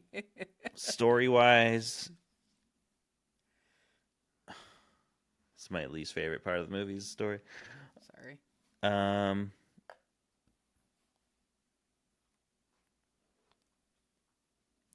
The only part I like of this movie, honestly, is when he becomes Batman again, and like the reveal of him in the underground thing where he takes the guy out who's about to shoot him or whatever, and then there's like that shot of him on the bike and the music plays. Like in the theater I was like, yes, but and then when I watched the movie, that's the only part of the movie I like, is that whole like scene where the cops are chasing him and then he gets in the thing and flies out. When he becomes Batman again. Yeah. And then pretty much up to the part where he gets his back broke, I like that. Everything else I don't like. Mm. Like getting to that point I didn't like, and getting out of that point I didn't like. Mm. That's that's pretty much how I feel about The Dark Knight Rises. And that's a wrap for today, folks. Yeah. Yeah. The prologue, the plane sequence that opens the movie is cool, and they did a lot of it for real, so it's like technically impressive. But when it gets to like the third act and you realize what they were doing, you're like, this is the stupidest thing I've ever seen in my life, and it definitely ruins the mystique of that scene. Because again, I saw that ahead of Ghost Protocol, Mission Impossible Ghost Protocol. At the end of 2011, they played that scene, and we didn't know what the hell the context was, and we were like, that looks like the coolest thing I've ever seen. Mm-hmm. And then when you see the movie, and it gets to the part where they explain what was going on in that scene, you're like, what? Like, you had to do that on an airplane? Mm-hmm. But it looks cool, you know. Yeah. What do you think? What are some of the highlights for you? That was my favorite of, and you and I kind of talked about it on the phone yesterday, but there's this concept with grief that is specifically grief. There's other things too, but it'll always come back to grief. Of when you're grieving, there's two parts of grief. There's the grief of whatever you actually lost, but then there's the grief of an identity. So you're no longer the person like with this thing, whatever the grief is. So there's always like two parts to grief, the loss and then the identity that comes with the loss. And I did find that to be very interesting, you know, because whether I've obviously shared my thing with Rachel, that was the person he loved the most. So he's gone through this grief. So it is very interesting that he had the double grief, right? Mm-hmm. The grief of the loss of Rachel, the grief of Batman, and then having to become Batman again. I did really love that, of what you just said. That is my favorite part of him having to become Batman again, but I wish it would have been in like the end of the first act or something. I don't know why they went with the 8-year time jump. I thought that was just, I don't get it. The movie's 4 years after the second one. Why not just make it 4 years? Why is he hobbled? Why he's like hobbled he's like walking with a cane, and then he just puts a thing on his knee, and he's ready to go again. It's just like, what? It's just every time I watch the movie, I'm just like, I don't, it just annoys me. So what do you think the symbolism with Catwoman having his mom's pearls? Like, what was the point of that? I was kind of wondering about that. Not sure. I think it's just,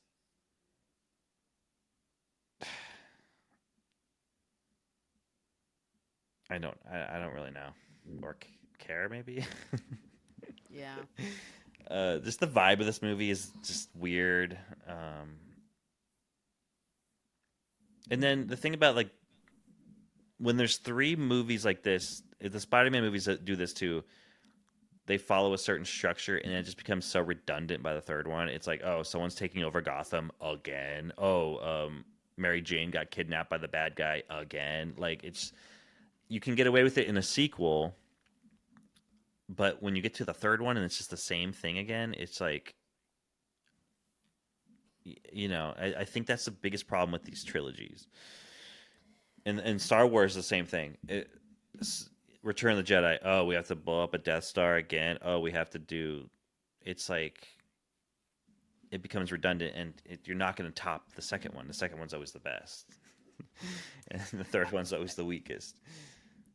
I felt that way. Like in the third one, I'm sick of hearing about the city. Yeah, like, it's yeah. And I get that's the Batman thing, but to me, it just felt like. The Dark Knight was such a departure from what we expected a sequel to Batman Begins to be. They did what Star Wars did. They went like a completely different direction with Empire Strikes Back. Like those movies, they're so similar. How like you get this cool Batman origin story, then you get this crazy like just Gotham is like under siege, but it's like internal, and then you get to the third one and it's like, okay, let's go back to Bruce, what's going on with Bruce, but we're also there's another bad guy coming to take control of the city, and it's just like, and it's like the ticking clock is the nuclear bomb. It's just like, we've seen this before. Like, it's not, and then so in the Dark Knight, he already sacrificed in a way himself to save the city, right, for the better of the city. So this one, of course, it's like, oh, he's gonna sacrifice his life. But then they play with you, like, did he actually die or did he get out? You don't really know, and it's like, I feel like Christopher Nolan wanted him to sacrifice his life, but the studio was probably like, we don't really want Batman to blow up, so they kind of did it in an ambiguous way, where Michael Caine, like, it is a fantasy of his. He says, I want to see you happy. I go to this thing and I fantasize about seeing you there. So it's not out of the realm of possibilities that was just his fantasy. No, it's not. And to me, I always thought this. I'm like, it doesn't, like, you don't show him in the cockpit right before it blows up if that's not what happened. You just don't do that. But then there's the weird thing with like Lucius' character where they say he fixed the autopilot. I know, and which I still don't get. What does that even mean? It doesn't show, like, at least show us a little flashback of how he did it. No, I don't. know, I hate the movie. Just talking about it makes me mad. I know. That's why I'm like, we're gonna touch on it, but we're not gonna beat this dead horse like too much. I know. But Christina hates when me and my brother get together because we just all we talk about is how much we hate the Dark Knight Rise, or just the problems we have with it. Not so much that we hate it, but just the problems we have with it. And she's just like, I've heard this so many times. I'm like, I know, but it's like, it's a tragedy in my life that this wasn't the best trilogy ever. I know. I think for me, like, I always think in a perfect world, what would have happened? And for me, in a perfect world, Heath Ledger would still be alive and we would have saw the ending of, you know, it's kind of the, like what we talked about, it's the Voldemort Harry Potter thing. Neither one can live while the other survives. So, like, that's what I would have wanted to see in a third movie. But then it's like, even if the Joker was there, like, what would it entail? More Joker taking over the city? Like, I don't know. How he got out of jail, because we all know he would have got out of jail. Oh, he gets, in the comics and the cartoon, he gets out of jail all the time. I mean, it's just, he gets out of Archetypal. No, I'm just saying, as someone who knew, like, what I would have wanted to see in a perfect world, and then... Oh, trust me, we went through we were like in denial. We were all saying, like, oh, maybe they'll recast the Joker, and we were like, it was a very weird time when Heath Ledger died, and then the movie came out, and then we just wanted more Joker, and we were trying to figure out a way. Everyone was trying to figure out a way how they could do it, but obviously it wouldn't have worked. But yeah, and then my problems with the character of Bane, like, he's such a big presence in the comics, and it's just like Tom Hardy. I love Tom Hardy, but like, he's too short for this character, and they could have made him look bigger, but they literally have shots where he's looking in Batman's eyes and Batman's taller than him. It's like, that's not Bane. Like, and there's a whole thing where his mask was supposed to give him this stuff called venom that makes him like juiced up and crazy, but in this movie it's just like, oh, he's in constant pain, and this makes it's like, why does it look like that? I don't know. I know. We'll wrap this one up, but I did have a question that I had texted you that I wanted. What was the point of, so when Catwoman or whatever, like, and that whole thing, and then they end up saving whatever. But thank you for saying that Christopher Nolan's woman characters, because I'm I got a problem with like all these women. But what? The sound when Bane was beating up Batman, they changed the sound. What sound? What do you mean? I don't know how to explain it. Like, it was almost like you had earmuffs on during the fighting scene. Like, the sound. Well, another problem Christopher Nolan's criticized a lot for is you can't, like, there's always a character with some mask on and you can't understand what he's saying.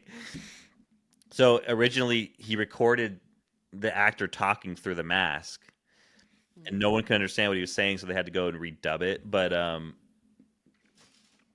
don't. But you still can't understand Bane half the time anyway. Christopher Nolan has like an obsession with like muffled dialogue on certain characters.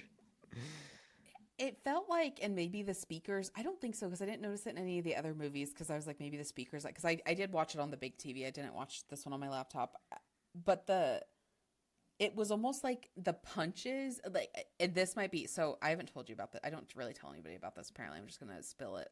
I have this reoccurring, like, bad dream that when I, like, go to punch something, my hand breaks. Oh, your hand Yeah, breaks? like I hit it and my hand just falls. Like I can't I have a thing actually. where I'm like, it's always me defending myself, but Yeah. when I go to punch someone, it like doesn't connect. It's like I have no strength, and like it drives me Yes. nuts. And I have ones where I go to shoot somebody. It's all self defense, but I go to shoot someone or something, and the gun doesn't like work. That's got to be a Uh, psychological thing. it is. It's yeah, no, believe me, I've done a bunch of like dream interpretation because I've had it since I was really young. I've But always there. It's not like all the time, but I've had them since I was young, where like I'm trying to fight someone and I just can't like hit them. It's just like doesn't like do anything. yeah, so I guess for me it wouldn't be my hand breaks, but it's like yeah, my hand makes contact and it just like falls. Yeah, Like there's no yeah. power, there's no whatever. Hmm. And I felt that way in this scene, so maybe that's why it was getting to me. Maybe I was getting like, but like I swear the sound is like muffled in Hmm. that scene. Like, so I know you don't love that movie, but if you could rewatch it and just tell me if you pick that I up, think that I would know what be you're talking about, but also I don't know if you have a subwoofer. Like mm, a lot of times, if you don't have a subwoofer, that sound that's supposed to go out of the subwoofer doesn't exist, and I know his movies are very bassy, and so when I watch that scene, it's like it's very bass. So I don't know. It could be something like to do with oh, that. that could no, that could be a possibility. So I'll have to rewatch it on. Or Do I or really want watch to it with the rewatch it? headphones maybe and see if it's the same. I don't know. Oh no, I will. Yeah. Okay. Well, do we have anything else to say on The Dark Knight Rises? Or You is that know, pretty? it's just not very good. I mean, and there's people that like it and whatever, but I think it's entertaining enough to watch, but it sucks that it's not the conclusion that this trilogy deserved. Um I just feel like the third act just stinks to me. I mean, Yeah. the whole every time there's a reveal that a character is actually a bad guy, and also like Marianne Cotillard, she's a great actress. I mean, Mm. but she was not the right person for this role. She could like it's so comical when she's doing the whole like reveal that it's like I don't believe you for a second. This is like the worst performance. And there's a joke around the internet, her death scene when she's in the truck and she just kind of it's like Oh. the worst death scene Oh. ever. And It, it's like, how did you yeah. not take another take of it? She just goes, it's so Uh, bad. yeah, and I've told Landon that I'm going with the story that Bruce Wayne lives, and he actually is. He met Alfred at that little cafe just to show him that he was okay. Yeah, I'm going with that that's one. why they did it this way, so you Yeah, could choose your own adventure.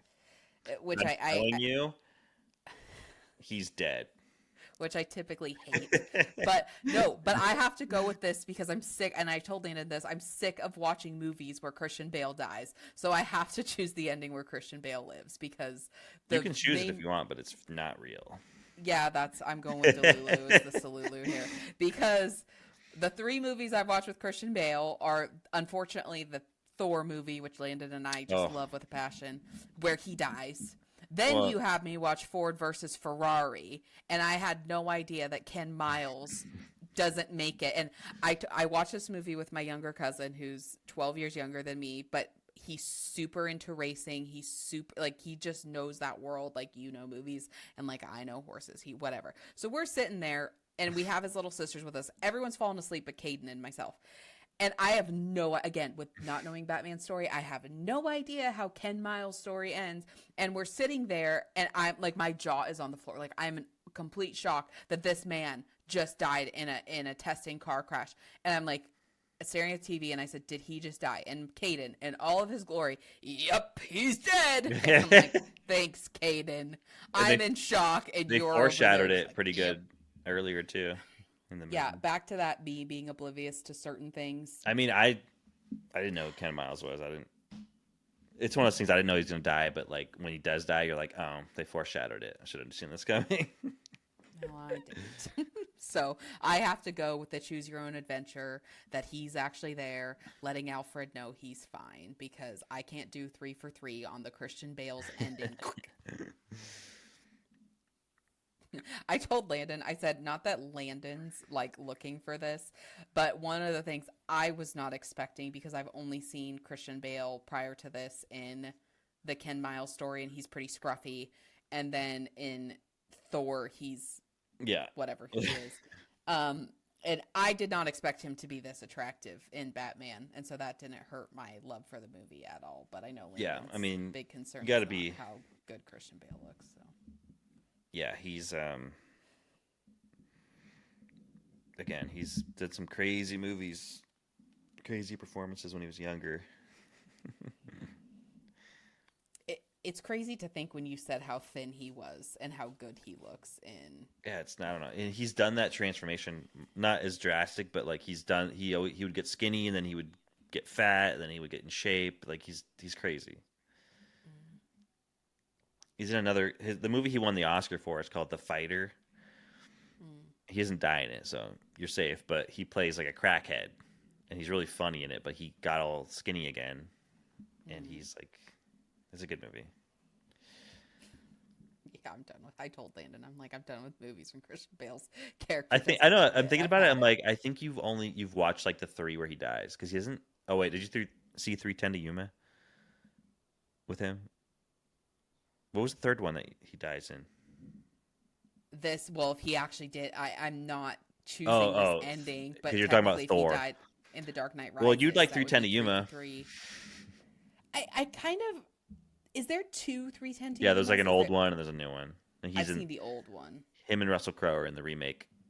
Okay, I've seen the old one. I have not seen the Christian Bale, Russell Crowe. You should check it out. Does he make it, or am I not allowed to know? I don't know. He doesn't. Well, you can decide. It's choose your own adventure. I don't know. Well, so they, you and I have talked about this, but they did that with The Blacklist, because back in the day, my shows, when I was really young, my shows were Monk. I didn't watch this show, but they did the same thing. House. Do you remember that TV show? Yes. So that was kind of the thing with both of those shows, is like Monk could solve everybody else's case except his own wife's that was murdered.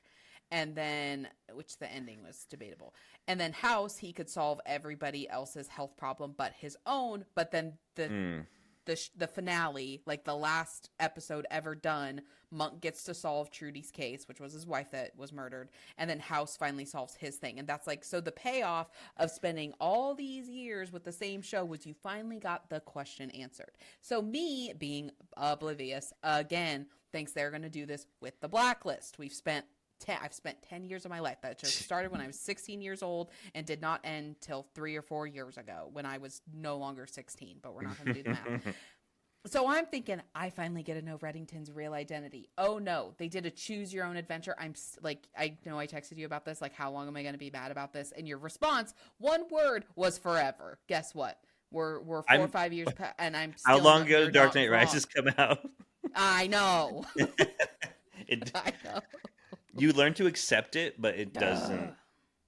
It's like grieving. You're like you're in the stage of acceptance, but you're still not happy about it. It's the best way I can put it. Yeah, no, it's like. I wish I could just be one of those people that's just like, The Dark Knight Rises is awesome. I love this trilogy. I wish I was like that, but I'm not. Yeah, I'm clearly, because I'm still complaining over The Blacklist. There's parts of it, like I said, I can accept, and I think it's making it more tolerable that I'm choosing my own adventure as far as he's still alive. If I go to the that he's gone and Alfred's hallucinating, I'm gonna get too upset about it. So, and it's not even I guess it would be okay for the character to sacrifice himself. Well, there's the line where he goes. She's like, why are you doing this? You've given them everything. And he goes, not everything, not yet. Which could be just like a false foreshadowing. I mean, it's one of so Christopher Nolan did the same thing in Inception. Inception was famous for the movies about these, they go into dreams, and then some of them get so lost they don't know what's real, what's a dream. And he has this thing that he spins, and it's a top, and it keeps spinning. And if he's in the dream world, it just keeps spinning. But if he's in the real world, it'll topple. So the whole movie is him about trying to get back to his family. He has to do this thing for this guy in his dream. You should watch it. It's a Christopher Nolan movie you should watch, but it's very convoluted. And anyway, the end of the movie, he gets home, and Michael Caine is there too, because it's Christopher Nolan. But he gets home, and he spins his top, and then he sees his kids, and he goes to his kids, and the camera pans down to the top, and it kind of goes, and then it goes to black. So you don't know, did it topple or is it still going? And so Christopher Nolan likes doing that with the audience.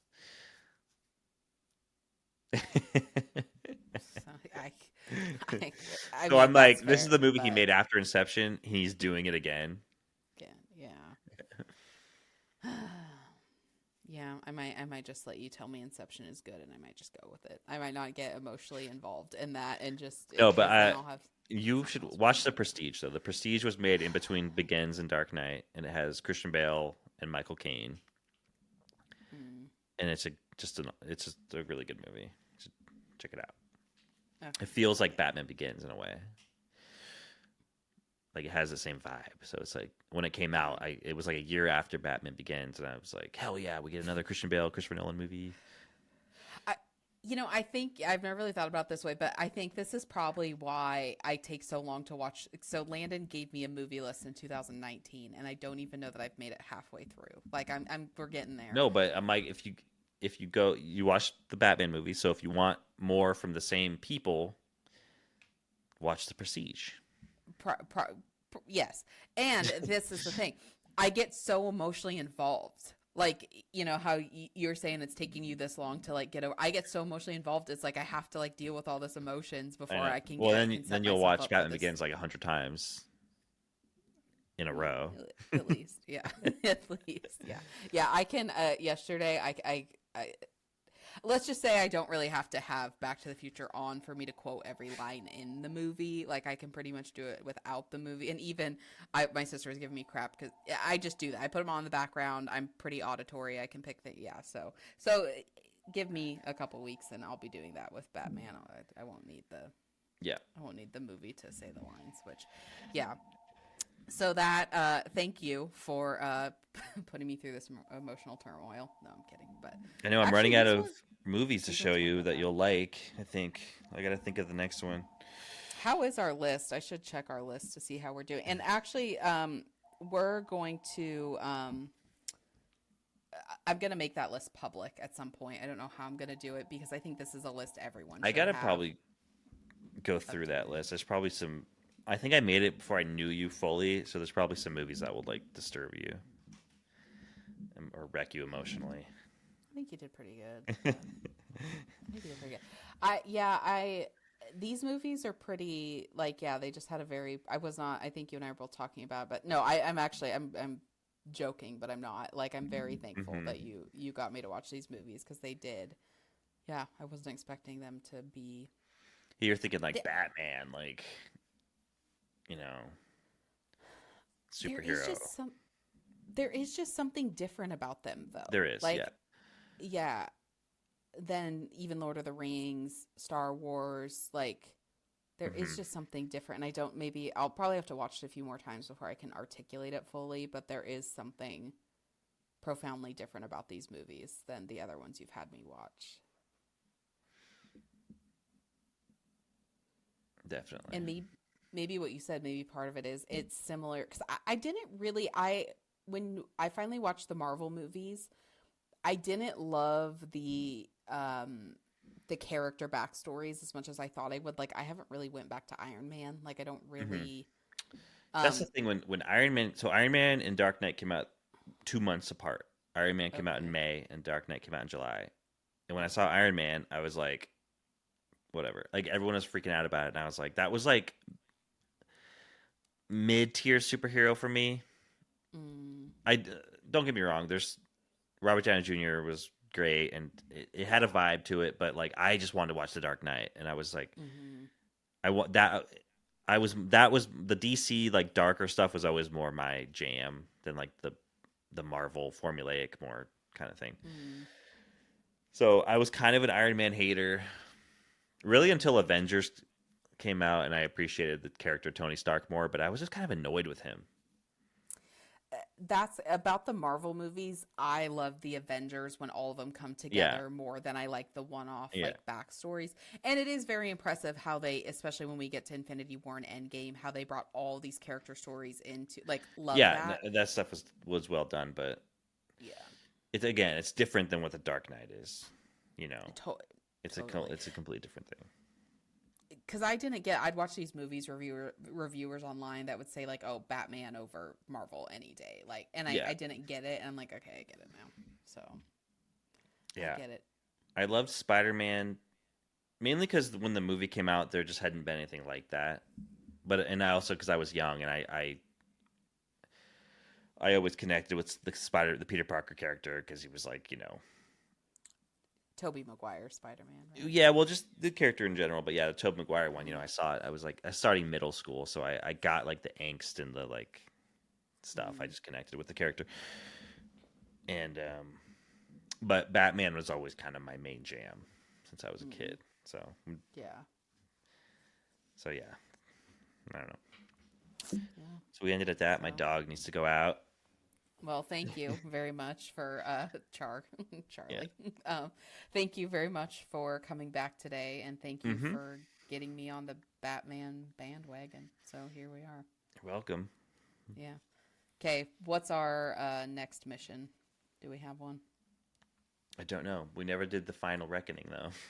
Speaking of mission. Oh, yeah, we're going to have to do the final reckoning. So we'll be back. We'll figure it out, and then we'll be back. So thank you. The Dark Knight Rises of the Mission Impossible series. Final reckoning. I was thinking about that, actually. I literally had the same thought. I'm like, I feel like the final reckoning is our Dark Knight Rises. And that's why we haven't done it yet. So, yeah. Alrighty. Well, thank you. And we will return with another movie deep dive. Thank you for listening to another movie deep dive with my friend Landon and myself. I felt like the episode just kind of ended, so I wanted to jump back on here and give a little bit better conclusion.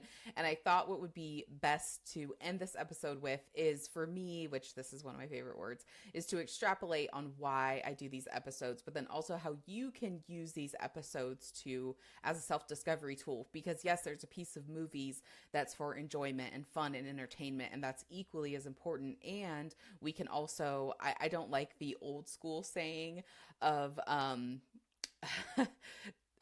the whole two birds with one stone saying, if you will, but for lack of a better term, how you can get the best bang for your buck, get two birds with one stone, if you will, is we can use movies as fun entertainment, but they can also be used as a self-discovery tool, as a self-development and personal development tool, because where our trauma and patterns and habits and beliefs and everything is stored is in our subconscious mind. Our conscious mind speaks in words. Our subconscious mind speaks in feelings and images. And what do movies do? They invoke feelings and images. And there's also, to be honest with you, I'm a creative at heart, and movies are the ultimate form of creativity, in my opinion, because they combine all the arts into one form. And so there are all of these reasons where it does ultimately tie into what I do, but what I was insecure about for a long time is when I first got started in marketing, specifically online marketing, it was niche down, only talk about your niche, don't stray off and talk about other topics. So I kept getting in my head about like, well, how does Landon and I doing these movie deep dives like tie into what I do? And originally what I ultimately decided is it is that fun piece. This is fun for me to do. I enjoy doing it. And so Landon and I are going to talk about it. And then I had brought that up to Landon one day, like, I feel insecure about this because I don't know if it really ties into what I do. And he's like, Michaela, every time we talk about this stuff, you always tie it back into what you do. And I just knew he was right. You know, there's something when someone just says something that's true, you just don't argue with it because it's true. It's just like, period. And really, after he said that was when I really got on this concept of, oh my gosh, we can really use movies as a personal development tool, because there are certain films, if they're your favorite character and you connect with them, you're on your own. But like certain movies, the movies that I don't watch, that Landon and I kind of mentioned, if those are your favorite movies and your favorite characters, I can't really help you. Some scary, terror, murderous things. Anyway. other movies where, we talk about Frodo in Lord of the Rings or Luke in Star Wars and all these other things, it is the hero's journey. And ultimately, we're all living out our hero's journey, but different characters have different traits. They have different struggles. And just what if the character that you resonate with most actually has the same struggles that you have and the same hurdles that you have to overcome, and we can use these characters and we can use these stories to figure out, like, okay, this is how that character did it. What if I apply this to my own life? Like, what if I use these insights? And kind of what we talked about in the episode is, I had realized, like, anger was like the safe emotion for me to feel, and that anger was covering up something.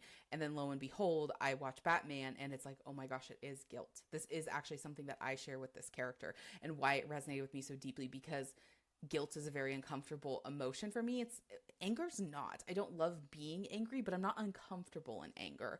But guilt, on the other hand, I'm very uncomfortable with. I feel like I want to crawl out of my skin. So is it that I've started, at some point I'd start to use anger to hide my guilt? And the answer is yes.